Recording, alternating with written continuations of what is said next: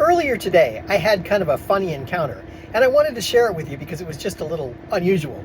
So it started off with me going to the DMV.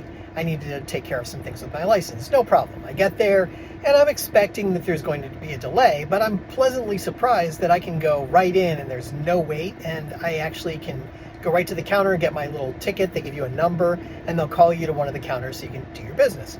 Fine, I sit down.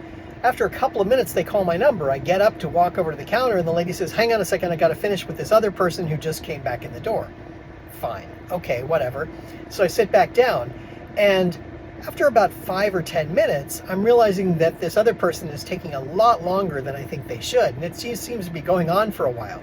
And I'm getting a little annoyed because now they're calling all the other numbers of people who came in behind me, and they're getting serviced. And it's like 10 people that have been serviced in the time that I've been there, just waiting to see this clerk. And I'm like kind of getting annoyed. I'm a little, upset about what's happening. It's just kind of slow. So I'm sitting there and I'm waiting, and I talk to one of the clerks at the entrance, and she goes, let me just check. And she goes, yeah, she'll wait. She'll take care of you in a minute. No problem. So I sit back down, and I'm feeling a little frustrated and whatever. It's like, why is this taking so long? Everything was going so well. And then I overhear the tail end of the conversation with the person she's serving. And this was the part that made me just think, this is just so funny, I have to share this.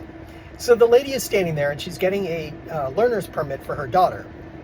So to do that, you have to give your license for your child, so that way they match up the address and they know that you're a person, you're going to sign for the person and whatever. So she's using her license to do that.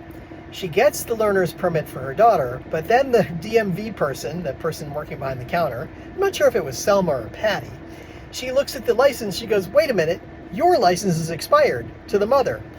And that became a whole thing, because the person working at the counter goes, I can't let you drive home like this.